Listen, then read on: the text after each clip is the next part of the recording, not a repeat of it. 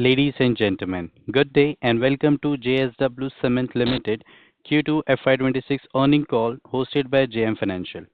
As a reminder, all participant line will be in listen-only mode, and there will be an opportunity for you to ask questions after the presentation concludes. Should you need assistance during the conference call, please signal an operator by pressing star then zero on your touchtone phone. Please note that this conference is being recorded. I now hand the conference over to Mr. Dharmesh Shah from JM Financial. Thank you, and over to you, sir. Good morning, everyone. On behalf of JM Financial, we welcome you to the JSW Q2 FY26 result conference call.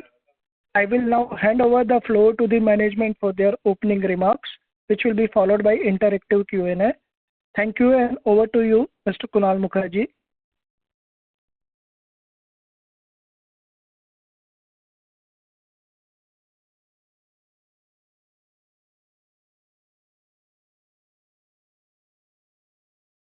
I'm really sorry to interrupt. However, the management line is on mute. Okay. Thank you, Dharmesh, and good morning to all.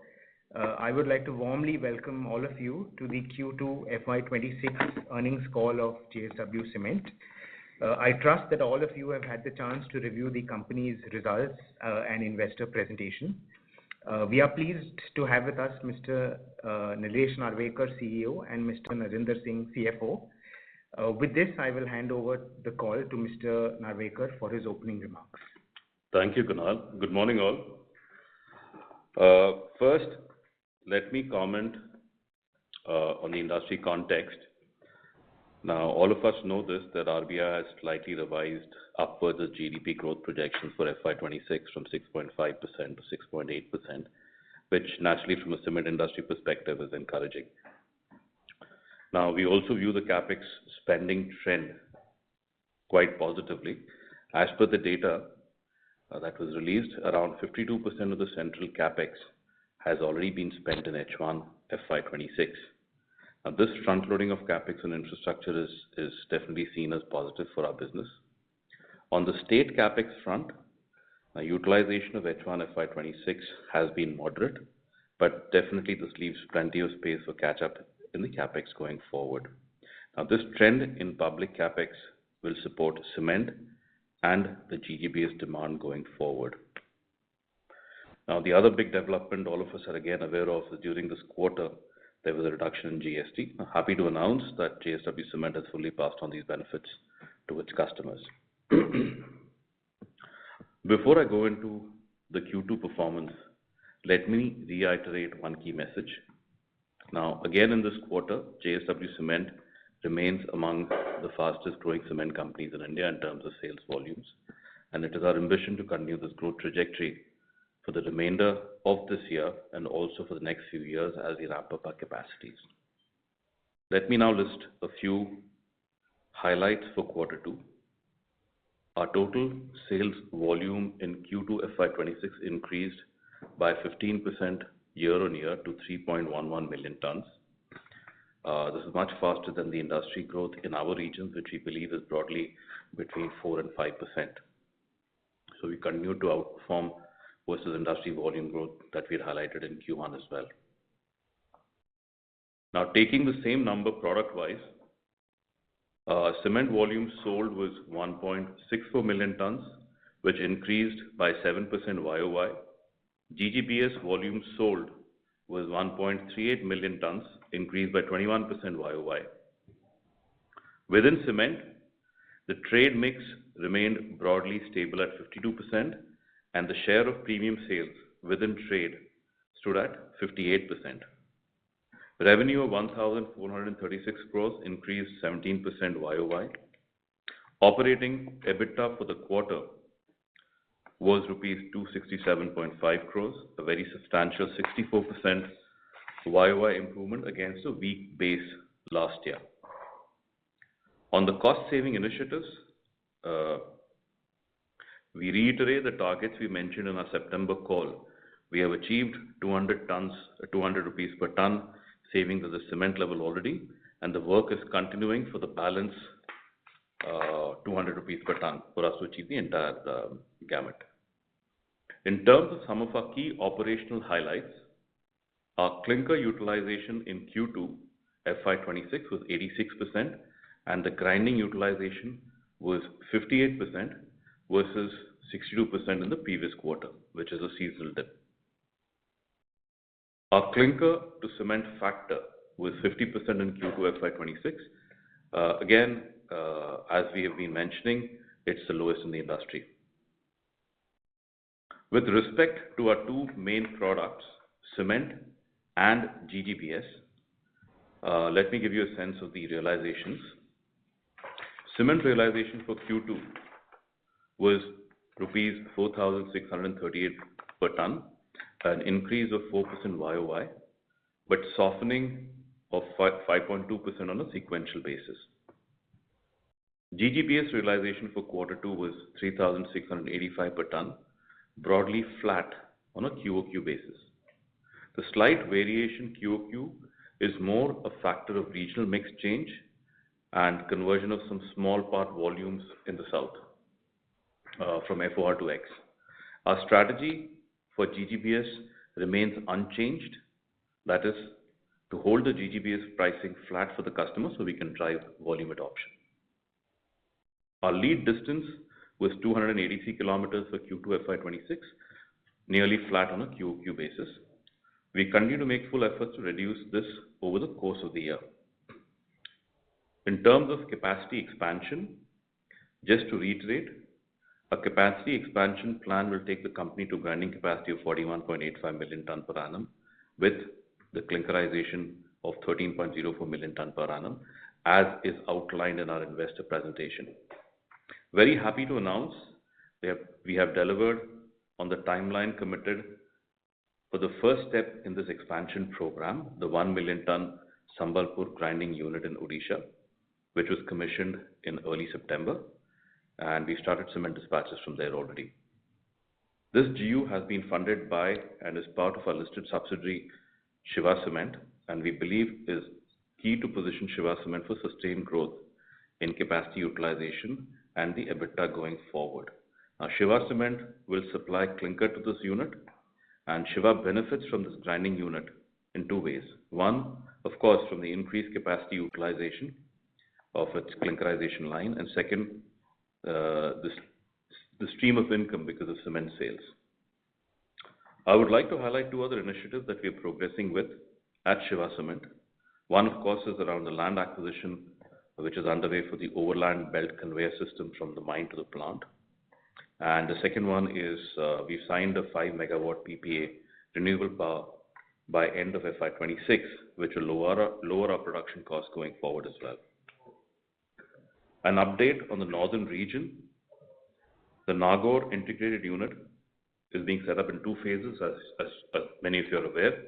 The 3.3 million clinkerization and the 2.5 million grinding unit is first phase and is on track to be commissioned in early Q4 FY26.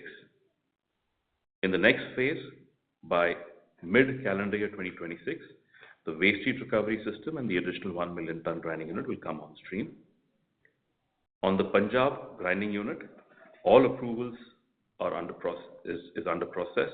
Engineering is progressing as per plan, and the topography survey, which is also being completed at site. Finally, we continue to have the lowest CO2 emission intensity. Our Scope 1 plus Scope 2 emission intensity was stable at 277 kgs per ton in Q2 FY26. Let me hand over to Narendra Singh, our CFO, to take it forward.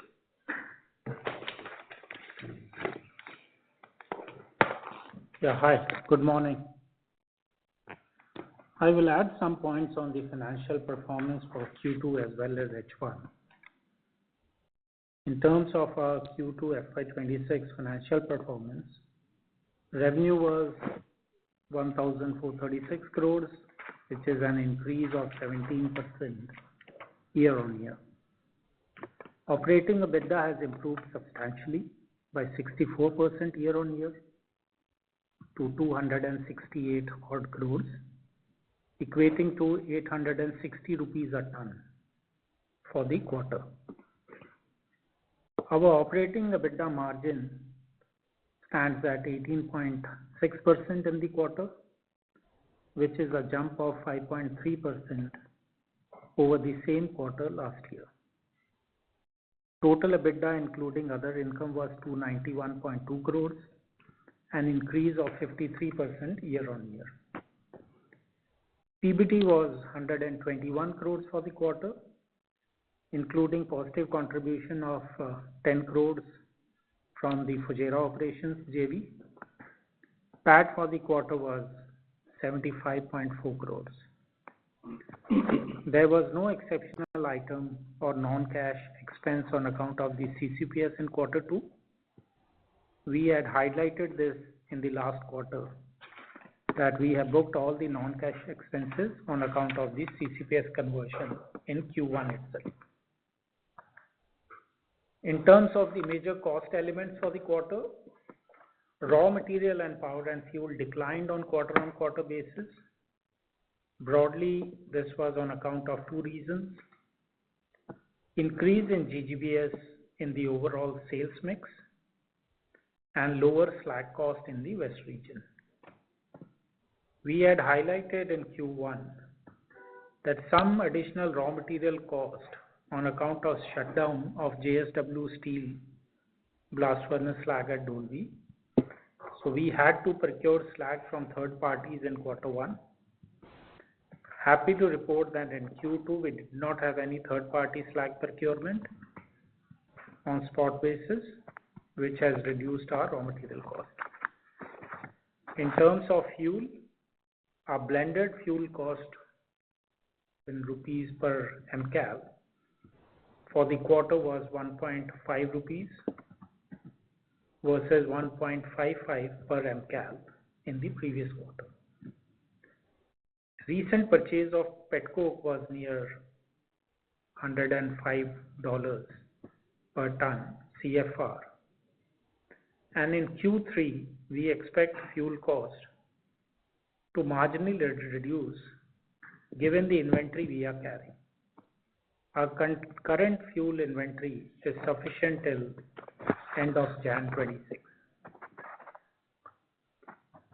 On the logistics side, while lead was stable quarter on quarter, we have benefited from efficiency improvement levers such as mode and direct depot optimization, which has reduced our logistic costs quarter on quarter.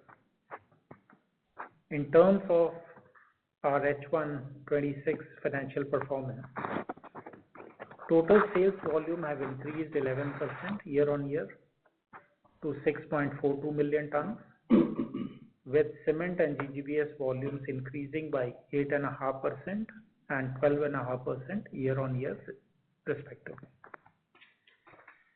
Revenue close to 3,000 crores at 2,996, an increase of 12% year on year. Operating EBITDA is 590 crores, a 49% year on year increase, equating to 919 rupees a ton for H1. Total EBITDA including other income was 636 crores for the first half. PAT excluding the CCBS, which is a non-cash expense, was 175 crores for the first half. In terms of balance sheet, net debt reduced substantially from 4,566 crores in June to 3,231 at the end of September. We have repaid 520 crores of debt from the IPO proceeds and utilized some of the amount for capex and general corporate purpose and parked the balance in FDs for now. Net debt to EBITDA on last 12 months stood trailing on 12-month trailing stood at 2.8 times. During quarter 2 and H1 26, the company incurred capex, including maintenance capex of 509 crores in quarter 2 and 964 crores for the first half. For the full year FY26, our total capex is estimated at around to 2,300 crores. Average cost of debt for the quarter was 8% and currently is 7.7%. I want to highlight one point on volume outlook for FY26. During H1, there was some shortfall versus the plan due to extended monsoons and the impact on demand due to GST rate change, which was announced by the government. We are confident of achieving our H2 target, and therefore for FY26, we are now aiming for mid-teen percentage volume growth over FY25. We will now be happy to address your questions. Thank you. Thank you very much. Ladies and gentlemen, we'll now begin with the question and answer session. Anyone who wishes to ask a question may press star and one on their touchtone telephone. If you wish to remove yourself from the question queue, you may press star and two. Participants are requested to use headsets while asking a question. Ladies and gentlemen, we'll wait for a moment while the question queue assembles. Our first question comes from the line of Rajesh Ravi from HDFC Security. Please go ahead, sir. Yeah, hi sir. Good afternoon. Good morning. Am I audible? Yes. Yeah. Thanks for the detailed presentation. So my first question pertains to your margin guidance, which you had guided at 1150 to 1200 for FY26. You lowered your volume guidance. Is there any outlook on the margins? And also related to that, cost savings of 200 rupees per ton, what is the trajectory over there?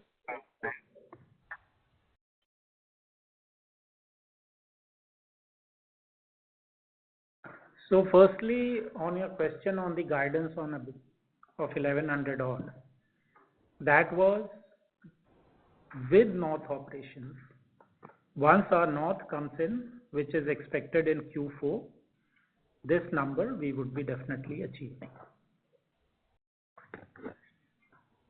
Okay. And coming to the second part of the question, we are on track with the target mentioned last time. Of the 400 odd rupees that we had mentioned, based on the initiatives that we have planned, 50% has already been delivered. We will start to see the benefit of renewable energy, the capacities for which are coming online in Q4, and the benefits would start flowing. Okay. And we'll update you in Q3. Once the Q3 results are out, we will be updating you further on this. But yes, the benefits of these initiatives continue to flow. Sir, when you talk about this 200 is already realized, I mean, this is you're talking with the cement business, right? Majorly cement, partially to GGBS, because okay. most of it is more linked to the renewable power, fuel, AFR. Correct. Which will influence this. Yeah. Yes. Yeah. So majorly goes to cement, very marginally to GGBS. And sir, on what base this 200 is expected? I mean, when you said 200 is already achieved, this is already reflected in FY25 performance? Yes, 25 and Q1. Okay. So on what base another 200 one should factor in, sir, and by when? No, like another 200 I told you, most of it starts flowing from Q4. This continues in FY27. Renewable power is one. Our renewable capacities, which are today about 48 megawatts, it jumps to about 68 in Q3 and another 59 megawatts in Q4. So most of it comes from renewable power. We are trying to rationalize on the logistics, which we continue to do. Last quarter, we saw some reduction in lead distance, and this we will be further reducing. Okay. AFR percentage is expected to be further increased. So that brings saving on the fuel. And of course, the premiumization, efforts on premiumization, that continues. Hence, I said the benefits will flow in FY27 also, because this is an exercise that we have started. And the final thing is operating leverage. As the volume goes up, the benefits flow. Understood. So green power from 22% odd, how much will that go up to by, say, exit of FY27? Yeah. So exit of FY26, in terms of installed capacity, which we will start to extract, we should be starting to hit a 63% of our requirement to be furnished through green power. So FY27, starting Q1, we should broadly be hitting that same ballpark, which is 63% of my total requirement is green power. So from 21%, it will go to 63% for next financial year. Is this understanding correct? Absolutely right. So that will be one of your major cost drivers. Good saving would be flowing. Great. And sir, AFR, when you say AFR, that is thermal basis, calorific value or volume basis? 12 to 16% number. Calorific. Calorific value. And this number, you are already achieving a very good number of 12 to 15%. So by how much is this expected to go up to? Close to 18 to 19%. Okay. And this is, we are talking from a cement perspective, right? That's right. This is used for making of clinker. So yes, from a cement Correct. perspective. Right. And Mr. Ravi, I'm sorry to interrupt you, but you can rejoin the queue for more questions. Thank you. Thank you. Thank you so much. Our next question comes from the line of Rashi from Citigroup. Please go ahead. Thank you. I have two questions. The first is on the volume side. Could you just elaborate a little bit more on the market share gain in any region specifically? Last time you said that it was in the south. Is that continuing?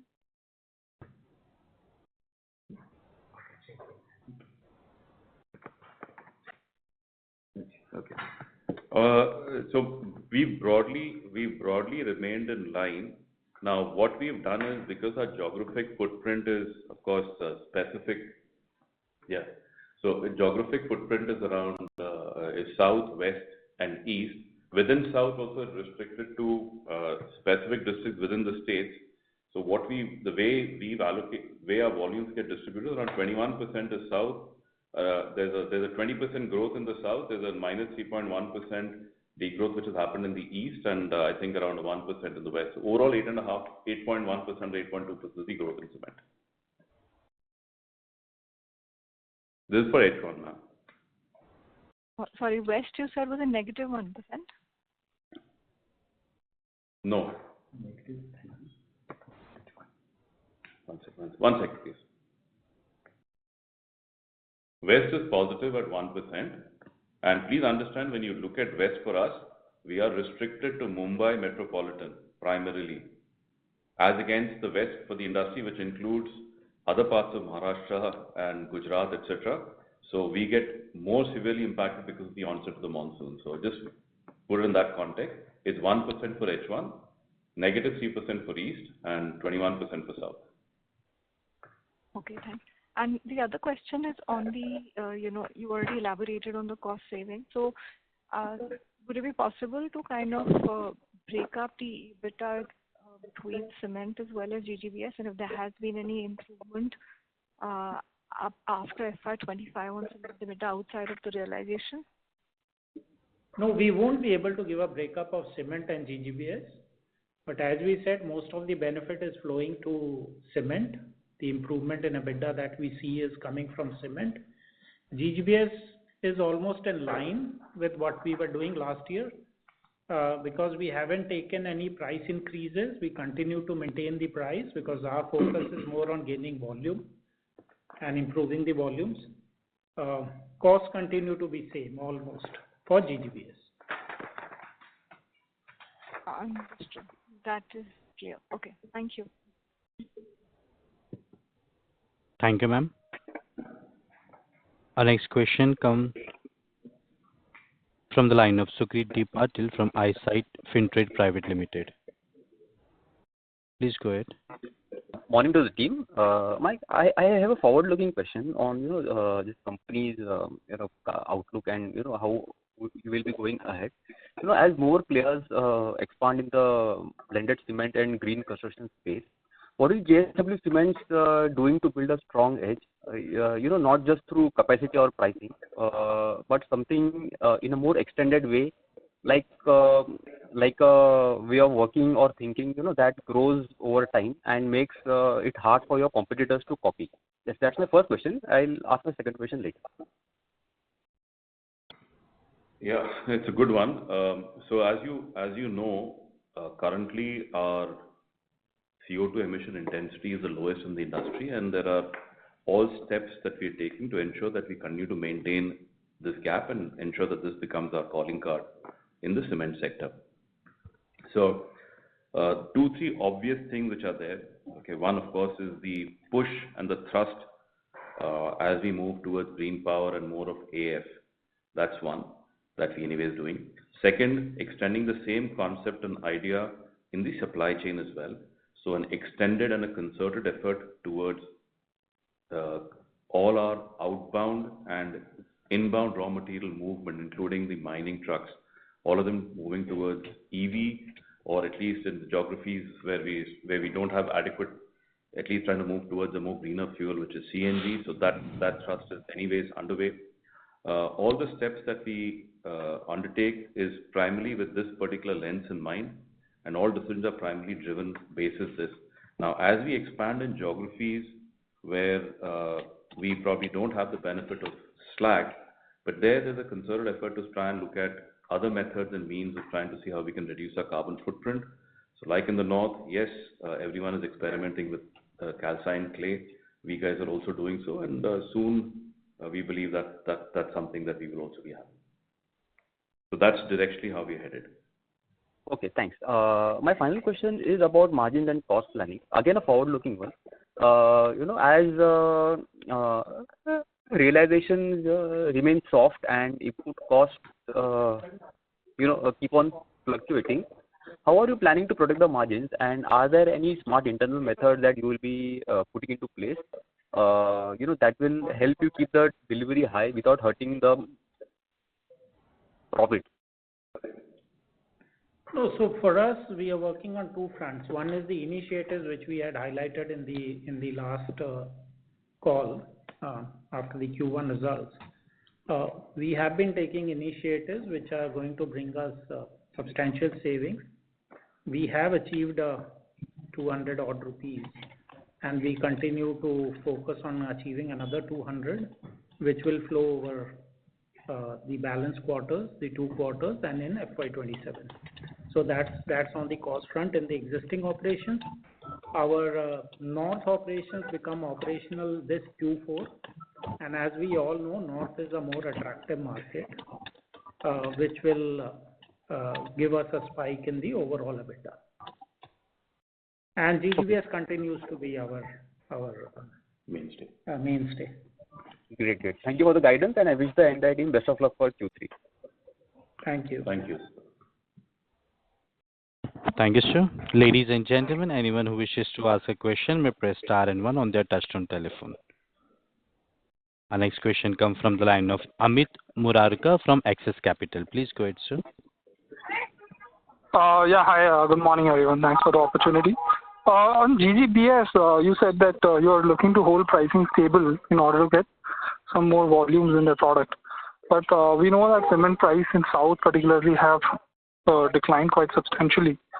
So does it require you to drop GGBS pricing now in order to attain that objective of volume? Or do you think that even though the gap has reduced quite substantially within GGBS and OPC, you would still be able to deliver the desired volume growth on GGBS? No, so if you see last year, FY25, the prices actually the lowest in a long time. Despite that, we didn't reduce the GGBS prices. But we have not taken the increases also in H1 when the cement prices again started moving north. So we'll continue to hold on to the GGBS current pricing.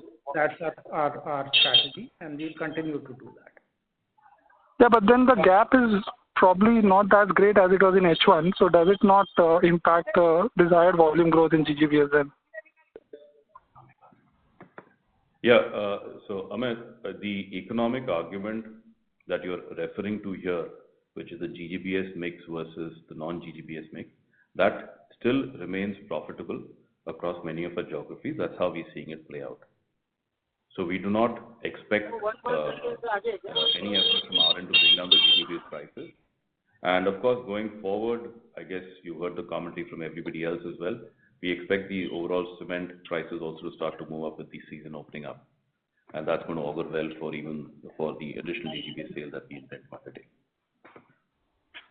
Sure, thanks. And just also if you could talk a bit utilization outlook as in your plant, let's say year 1, year 2, which is FY27 and FY28, what could be the expected utilization from that asset? So year 1 was, I think, it's between 55 to 60%. And then towards year 2 is when we start hitting the full capacity ramp up of around 80% or thereabouts. That's how we are targeting it. And our entire approach towards the north market is geared up for that. And for now, we've got a number of things that is already underway to ensure that we are able to achieve these numbers. I mean, all the pre-launch activities around market survey, discussions with channel partners, we're getting quite a good amount of response from the channel partners on wanting to engage with JSW more meaningfully. We had mentioned about enrolling the JSW steel dealers as a part of it. That's also found a fair amount of traction. The non-trade customers who are active in that geography, we've connected with many of them, and all of them are very keen and engaged with us on that. Plant teams are more or less in place. The plant is also getting ready, and we can give you further updates in the next call on this. Sure. Just to clarify, the 55-60% is on 2.5 million ton or 3.5 in the north? 2.5 million tons. Okay. Thank you. That's all. Yeah. Thank you, sir. Our next question comes from the line of Prashant, an individual investor. Please go ahead. Hello, am I audible? Yes, sir, you are. Yeah. I have only one question. What is the volume of clinker sales for this quarter, previous quarter, and the same quarter last year? Yeah, just a second.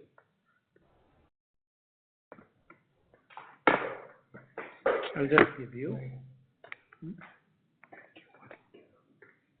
So this quarter, the number is 90,000. Okay. The previous quarter was 160,000, and last year again was 30,000. Okay. So, I mean, obviously, cement sale would be more beneficial and profitable than clinker sale. I mean, what are the measures company is planning to minimize or do away with clinker sales going forward? No, so these sales were made from our subsidiary, JSW Cement subsidiary, Shiva Cement, which did not have a grinding unit previously. Now the grinding unit is in operation since September. So the sale is going to reduce substantially. Only any surplus clinker, if we have in Shiva, we'll be making the sale.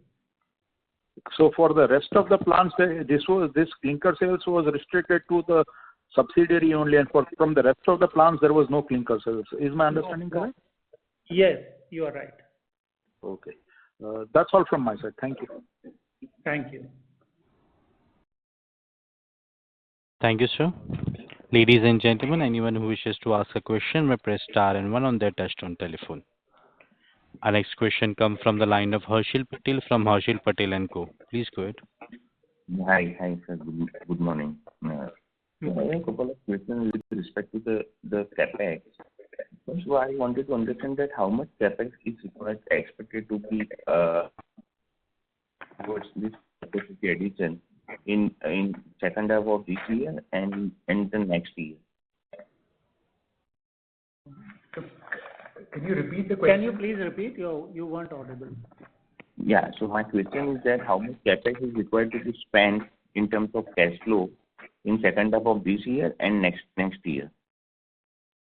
So this year we are planning, so for the year, the intent is to spend about 2,300 crores, as I mentioned earlier, of which close to 1,000 has already been spent. 1,300 is the cash outgo that we are expecting in this second half. In the next year, for the full year, our plan is to spend about close to 2,000. Okay. And how much will this be funded through debt? 100% through debt? No, not 100%. From our IPO proceeds, we continue to have about 800 crores with us, and we see internal accruals also happening. So we can safely assume that 1,300 and 2,000, about 3,300 crore is the cash outgo that we are looking for. And we have like 800 of the IPO proceeds. That leaves us with 2,500. We can safely again assume that we'll have a free cash of 250 odd crores this year and about 400, 450 next year. So about 700 is the internal accruals. So we are left with 1,900, 1,000 odd crore is the repayments that would happen, and that will be reborrowing. So that's the number broadly. Okay. And with this, how much will be the targeted date that we are anticipating by end of next year? FY2026. So our intent is to keep the net debt below 5,000 crores at all times. Okay. And how much is how is the outlook likely to happen for second half of this year? Specifically, when a lot of capacity addition is happening by various competitors. So how is the pricing and the volume growth is likely to shape out in second half of this year? Yeah, Harshal, the outlook that we carry for H2 is very positive. Now, H1, as all of us are aware, and specifically in the geographies that we are talking about, right, was impacted by extended monsoons. There was a bit of uncertainty when the GST thing was going up, and all that is definitely gone behind. The macros stack up well. All the other indicators seem to be good monsoon. So going forward, H2 seems to be very positive. Now, October was a bit of an anomaly. In terms of prices, we saw a marginal dip in South and East in terms of prices in the month of October. But we believe this is temporary and things will start to shape up as we are seeing now from November onwards till the end of this year, which will be a very strong and a powerful one. And West was broadly stable. And I'm sure the channel checks that all of you all have done will probably be giving you a similar indication as well. Because do you think that with this the current situation of the volumes that we are having and the previous guidance of having a 15.5 million of volume growth for this year, do you think that we will able to achieve this 15.5 million ton considering the present situation in terms of what the previous guidance we have given?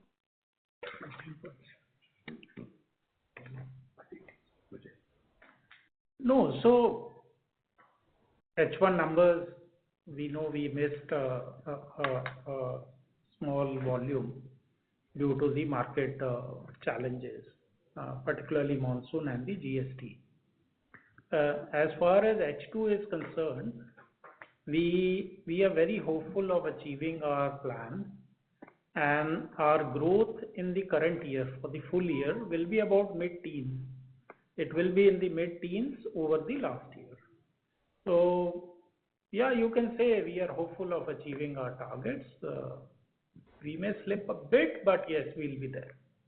And with this, the volume that we have forecasted, do you think that we will able to achieve revenue in terms of 6,600 to 6,800 crores, roughly somewhere in between, for the full year?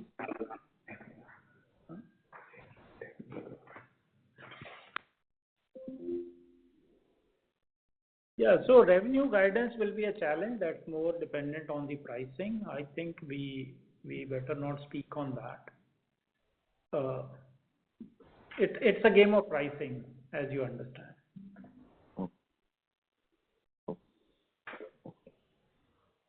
Thank you. Thank you. Thank you, sir. Ladies and gentlemen, as there are no further questions from the participants, I now hand the conference over to the management for the closing comments. Thank you, and over to you, sir. Yeah. Thank you, ladies and gentlemen, for joining this, taking our time and joining our call. And as you've seen, I mean, we've had a strong H1. We intend to continue with this performance in H2 as well. And yeah, and just one message. I mean, we told you in Q1 that we have been among the fastest growing cement companies. We intend to continue with that growth going ahead, and look forward to catching up with you from now on in our respective different events, and of course in the QC call as well. Thank you very much, and have a great day, guys. There's another gentleman who's come, Mr. Rajesh Ravi. So can we do that to the moderator? Sure, sir. Yeah. Rajesh Ravi from HDFC Security, you can proceed ahead with the question. Yeah. Thanks, sir. Thanks for taking this question. Sir, just wanted to understand, how much has been spent on the Nagaur expansion so far in H2, and also if you could just break up, total project cost. So the Sambalpur is already 350 odd crore, what was the total project cost. So if you could give the broad project cost numbers for Rajasthan and Vijayanagar and Dolvi plants, please, which are upcoming. When it is about Nagaur, almost 1900 odd crore has been, more than 1950 odd crore has already been spent till 30th of September. Okay. The project cost totally is, and this is including GST, is about 3350 odd crores, including the railway siding. So 3300 crores. 3350 odd crores. Okay. Of which 1950 plus has already been spent as on 30th of September. Okay. Now 3350 is inclusive of GST. Okay. And this is for 3.3 million clinker and 2.5 million of grinding. Okay. We have one more grinding coming up in Nagaur, which gets commissioned sometimes in FY27. Right. That's another about 300 and odd crores. Okay. Sorry, that's about 250 crores. Okay. Of which more than half has already been spent. Okay. Yeah. So. And yeah. And the Hatta, the other mills, Hatta, Dolvi, and Hatta is much later. So Dolvi 4 million additional is about 1600 crores. Okay. Vijayanagar about 800 crores. Sorry, which one 800 crores? Vijayanagar. Vijayanagar. Okay. Understood. And these Vijayanagar and Dolvi would mostly be coming in FY28? Yes. Understood. And these being grinding units, most of the capex would be back-ended only. Is this understanding correct? Yes. Yes. Okay. I think that's all from my end for now. Thank you so much, and all the best. Thank you. Thank you. Thank you. That was the last participant. Thank you. Okay. Thank you. Thank you so much. Thank you, sir. Ladies and gentlemen, on behalf of JM Financial, that concludes this conference. Thank you for joining us, and you may now disconnect your lines.